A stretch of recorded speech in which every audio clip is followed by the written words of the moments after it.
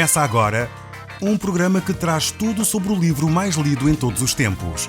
Apresentamos O Som do Livro.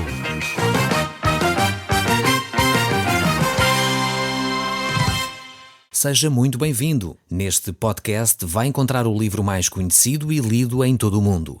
Vamos levá-lo numa viagem pela história da humanidade. Este é um audiolivro para si, para a sua família e sociedade em geral. Contextualização e comentários de Paulo Chaveiro. Eu sou o Paulo Chaveiro e nós hoje estamos em festa. Estamos a celebrar e a realizar o programa 1000. E realmente gostaríamos de hoje continuar e encerrar aqui o texto que nós estamos a analisar, o texto bíblico do livro de Hebreus, mas por isso mesmo eu quero começar a analisar aqui o livro de Hebreus e queremos concluir ainda hoje, visto que estamos no programa 1000, também encerrar aqui este estudo do livro de Hebreus. Voltaremos no próximo programa a avaliar e a ler o Velho Testamento, aliás, e estaremos a ver o livro de Oseias no próximo programa. Mas hoje iremos concluir aqui o estudo do livro de Hebreus. Estamos no capítulo 13 e vamos ver aqui o verso 17. O verso 17 tem uma recomendação interessantíssima. Diz assim: obedecei aos vossos guias e sede submissos para com eles, pois velam pelas vossas almas como quem deve prestar contas, para que façam isso com alegria e não gemendo, porque isso não aproveitaria a vós outros. Aqui o apóstolo Paulo faz uma recomendação que hoje talvez seja pouco, aceite. Temos aqui uma recomendação que alguns vão dizer: mas que é isto? Que pergunta é esta? Que afirmação é esta? Obedecer aos nossos guias, ser submissos a eles. É verdade, o desafio é este. Aqui a obediência não é necessariamente uma obediência cega, atenção, não façamos confusão. O líder espiritual não vos vai mandar da ponta baixa e vocês, sim senhor, eu vou obedecer. Não é disto que estamos a falar. Temos sempre que ter uma análise crítica do que está a acontecer, olhar as Escrituras, verificar se aquilo que está a ser dito é em conformidade com as Escrituras e não nos devemos deixar manipular. É muito importante termos sempre a nossa atenção bem alerta para não nos deixarmos manipular. No entanto, devemos sem dúvida obedecer aos guias espirituais, que é o que as Escrituras dizem, e ser submissos a eles. Eles velam pelas nossas almas. São eles, de facto, que irão dar contas a Deus da forma como cuidaram do seu rebanho. E muitos de nós, se olharmos para o livro de Ezequiel, por exemplo, tem um texto tremendo, o texto que encontramos no capítulo 34 do livro de Ezequiel. Vemos ali Deus a julgar os pastores da nação de Israel. E os pastores aqui, os guias espirituais, é aqueles que conduzem o rebanho espiritual.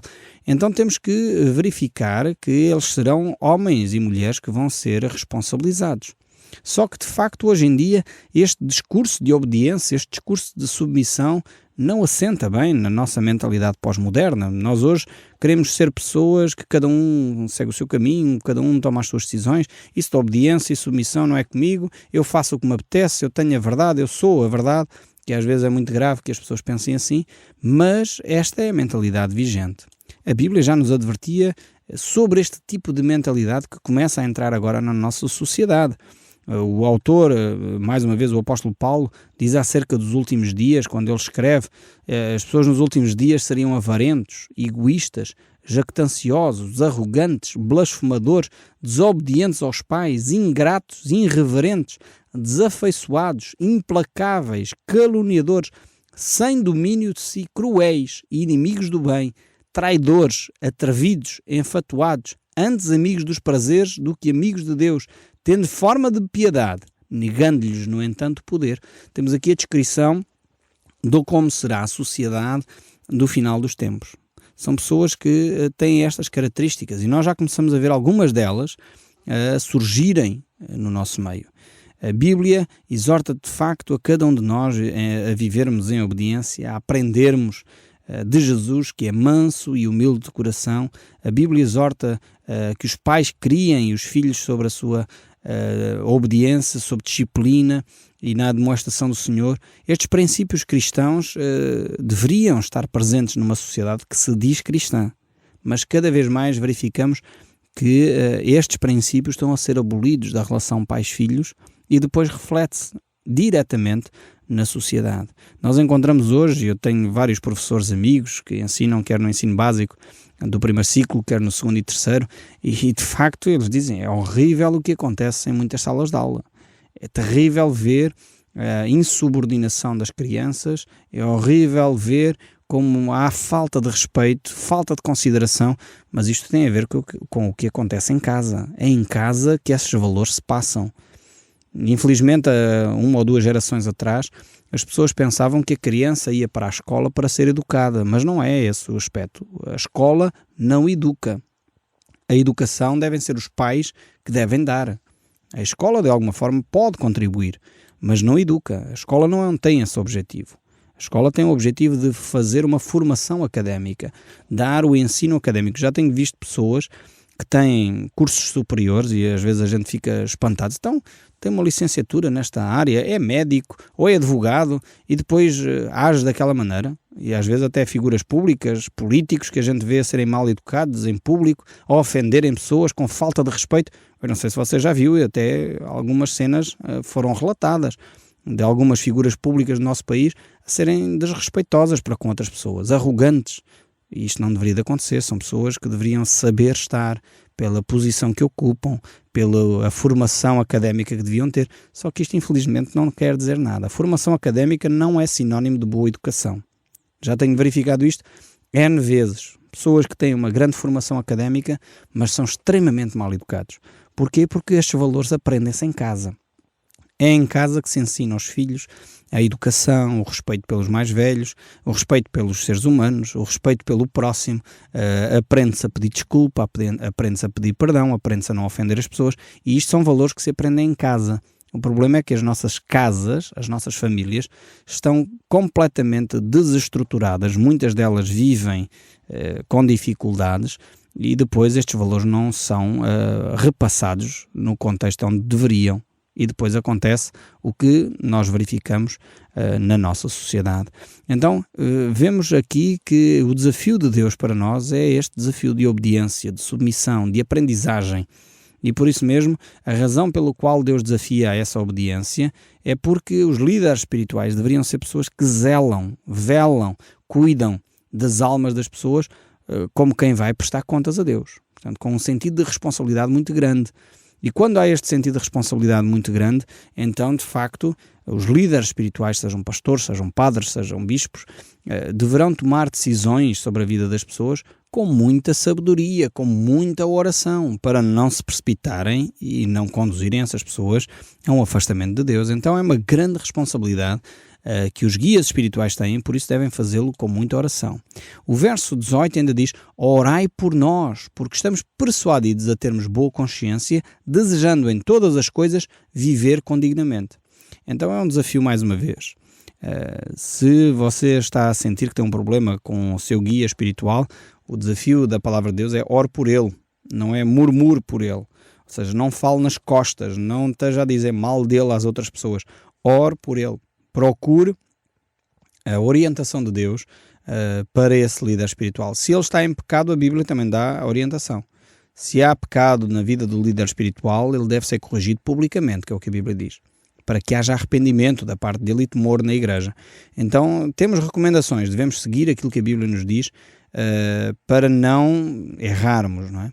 Então, ele aqui deixa este desafio para que as pessoas orem, obedeçam, sejam submissas, e depois aqui vemos que esta atitude deve ser para que os obreiros, aqueles que são guias espirituais, sejam persuadidos a ter boa consciência. No fundo, a pessoa deve tomar as decisões com base no conhecimento que tem das Escrituras, mas também com base na sua própria consciência. Por isso, essa paz de Deus deve ser o árbitro nos nossos corações. Mas isso não é sinónimo de tudo. Há pessoas que vão roubar um banco e têm muita paz no seu coração. Atenção, cuidado com isso. Temos que, sem dúvida, estar sensíveis à voz de Deus. Temos que estar sensíveis à importância aqui da comunidade. Eu creio sinceramente, como a Bíblia nos ensina, que a comunidade é um corpo. E como corpo que é, o Espírito Santo está ali. Por isso Jesus dizia, onde estão 2 ou 3, eu estarei no meio dele. A importância de termos uma comunidade tem a ver com isto. Tem a ver com o facto de haver outros irmãos que nos podem ajudar a viver dentro da harmonia, dentro dos valores cristãos. Então, esta importância, sem dúvida, termos uma boa consciência, sem dúvida alguma, e por isso mesmo a questão da objeção de consciência também. Muitas vezes, se há alguma coisa que alguém quer que um líder espiritual faça, se isso vai contrário à sua consciência, ele deve objetar, deve-se opor a isso, manifestando de facto a sua objeção de consciência, mas ao mesmo tempo devemos ter uma comunidade que nos ajuda a ter uma consciência coletiva, uma consciência que nos ajuda a perceber a vontade de Deus. Não devemos deixar ao mesmo tempo que a nossa consciência fique cauterizada, porque às vezes acontece isto, o pecado vai cauterizando a nossa consciência. E se estamos numa comunidade onde, por exemplo, ou num ambiente onde, por exemplo, a mentira é comum, a pessoa pode chegar ao ponto de achar que mentir não faz mal nenhum. Ou se estamos num ambiente onde a infidelidade conjugal é normal, nós podemos já achar que a infidelidade não faz mal nenhum. A pessoa só saiu com o outro e só trocaram uns beijos, não tem mal nenhum nisto. Cuidado para que a nossa consciência não fique cauterizada, não fiquemos com uma consciência que está adormecida, que está morta para os verdadeiros valores.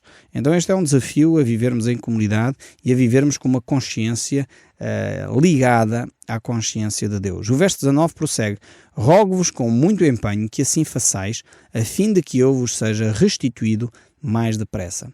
Aqui esta linguagem tudo indica que o autor desta epístola, por isso eu tenho afirmado que é o apóstolo Paulo, estaria preso. Provavelmente o apóstolo Paulo estaria preso nesta altura e ele está a sugerir, a pedir, aliás não é a sugerir, ele está a rogar, uma frase bem forte, que eles dedicassem à oração, se dedicassem com empenho a essa tarefa de orar para que ele fosse restituído, fosse solto, pudesse estar no meio da comunidade de novo, a fim de poder pregar a palavra. O verso 20 diz: ora, o Deus de paz, que tornou a trazer de entre os mortos a Jesus, nosso Senhor, o grande pastor das ovelhas, pelo sangue da eterna aliança. Isto aqui mostra que a ressurreição de Cristo é um evento de veras importante. Cristo morreu, é verdade, na cruz, como havia sido profetizado, mas também, ao mesmo tempo, a grande revelação, a grande importância do cristianismo é que Cristo Jesus ressuscitou de entre os mortos. Ou seja, a ressurreição de Cristo é a garantia, é o aval de que nós, de facto, temos uma fé genuína, uma fé que vale a pena ser vivida. Não estamos a depositar a nossa fé num Deus morto, um Deus que morreu e agora está enterrado. Não temos um Deus morto. Temos uma sepultura vazia de um Deus que está vivo, ativo, interventivo na nossa vida e na nossa sociedade. E isto faz a grande diferença. É por isso que uma grande parte da cristandade, aqueles que usam a cruz, muitas vezes não usam o Cristo crucificado. Porque Cristo crucificado significava que ele tinha ficado morto. É importante a sua morte, mas acima de tudo é importante a sua ressurreição. O apóstolo Paulo dizia a certa altura que se Jesus Cristo não ressuscitou, é vã a nossa fé e é vã a nossa pregação. Ou seja, Cristo, se só estivesse ido à cruz, era importantíssimo para a purificação dos nossos pecados, mas a nossa fé era vazia, quer dizer, não tinha sentido porque Cristo não tinha vencido a morte, Cristo não tinha vencido Satanás, Cristo não tinha vencido o pecado. Ele o venceu com aquela ressurreição e Deus é o garante, Deus é de facto aquele que valida esta ressurreição e a importância então da ressurreição para cada um de nós. Ele, por isso mesmo, se torna o grande e supremo pastor das ovelhas. Ele é de facto este líder incontornável, não só como homem, mas acima de tudo como Deus que se fez carne e habitou entre nós. Por isso mesmo, temos dito várias vezes que aqui o livro de Hebreus, a figura central é a pessoa de Jesus Cristo, que é apresentado aqui no livro de Hebreus como o rei, é apresentado aqui no livro de Hebreus como um profeta, é apresentado como o livro de Hebreus como o supremo sumo sacerdote. Ele é o nosso salvador, o nosso mediador, ele é o nosso supremo sumo sacerdote. Então temos este aspecto tremendo da pessoa de Jesus Cristo. Por isso mesmo temos uma nova aliança que é celebrada no seu sangue. E hoje temos a Eucaristia, ou a Santa Ceia, que é de facto o memorial que Cristo Jesus nos deixou para recordarmos a entrega do seu corpo e recordarmos a entrega do seu sangue. Por isso mesmo, toda a cristandade deveria celebrar o corpo e o sangue de Jesus Cristo. Não só o corpo, como algumas confissões fazem, onde os cristãos são desafiados a tomar do pão, mas não celebram tomando do cálice. E aqui o cálice é o fruto da vide. Então, o corpo, a igreja, deve celebrar esses dois símbolos, não só um, mas os dois símbolos como símbolo desta nova aliança celebrada em Cristo Jesus. Porque é através do sangue de Jesus Cristo, seu Filho, que nos purifica, nos limpa de todo o pecado. Então somos purificados pelo sangue de Jesus e a sua ressurreição é o garante, é o aval, de facto, que aquela morte foi uma morte válida, uma expiação completa para cada um de nós. Por isso o apóstolo Paulo, mais uma vez, pode dizer: justificados, pois, por meio da fé, temos paz com Deus por meio de nosso Senhor Jesus Cristo. E é tremendo esta relação que nós podemos desenvolver com Deus.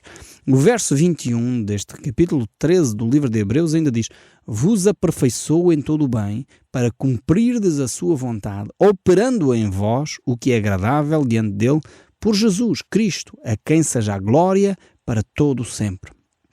Então, aperfeiçoando-nos no cumprimento da vontade de Deus. Vemos que em tudo Jesus Cristo cumpriu a vontade de Deus, como exemplo para nós.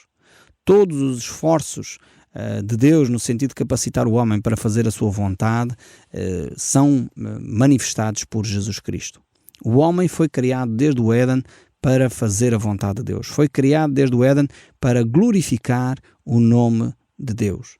E por isso nós encontramos várias referências a este propósito de vida, a este sentido de vida. Eu creio que é por não entendermos isto que tantas pessoas, tantos milhares de pessoas sentem um vazio no seu interior, porque eles não perceberam que a sua existência se completa no glorificar a Deus. Então existem para trabalhar, existem para os filhos, existem para a empresa, existem para comprar terrenos, existem para ter casas, mas isto é vazio, é oco.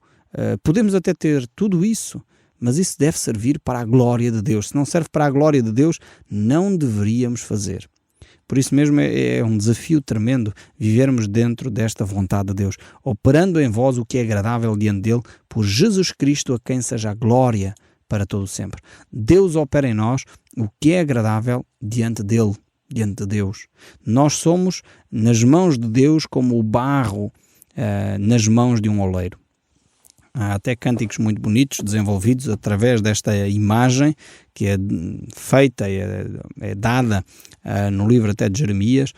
No fundo, nós somos como esse barro nas mãos do oleiro. Não sei se você já viu como é que o oleiro trabalha o barro. Ele coloca uma peça de barro informe, enfim, já foi purificada de alguma forma, foi tirada as impurezas, massajada para tirar as impurezas, mas depois é colocada ali em cima daquela roda do oleiro e o oleiro vai-lhe dando forma como bem entende. Ele vai dirigindo para a direita, para a esquerda, criar uma asa, criar um bico, fecha, faz um pote, faz um prato, é o oleiro que decide o que vai fazer.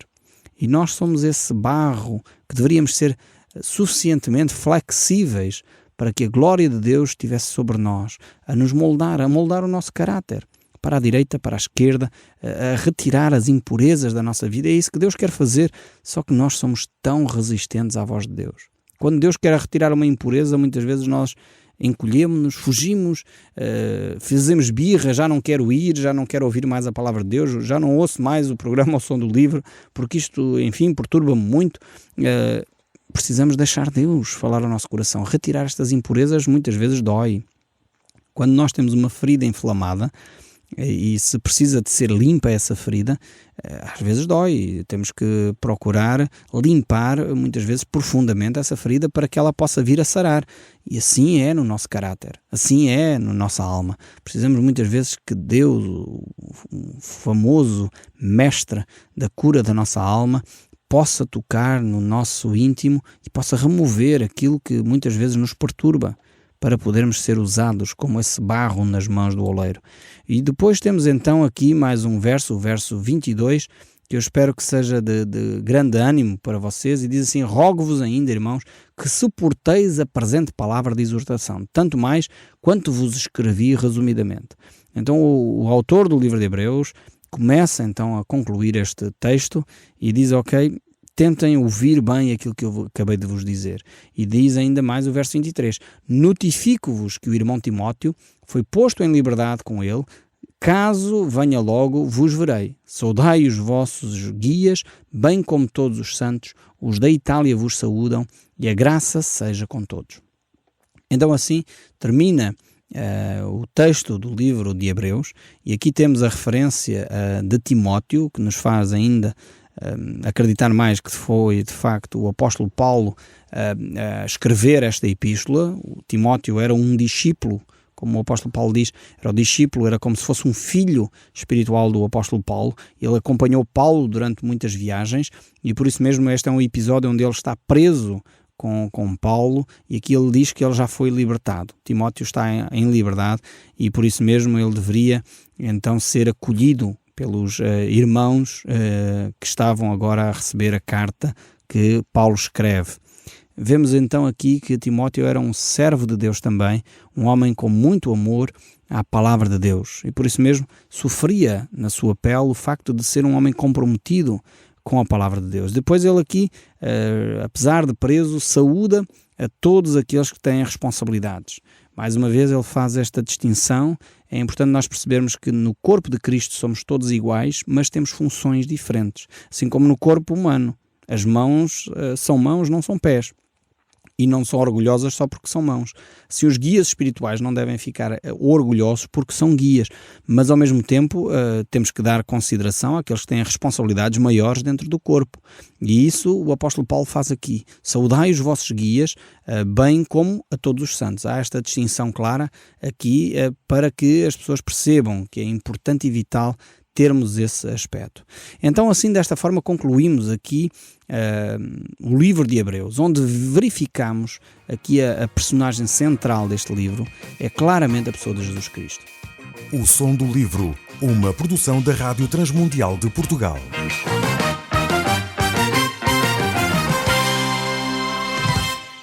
RTM. Conhece todos os nossos programas em rtmportugal.org. Uma produção da Rádio Transmundial de Portugal.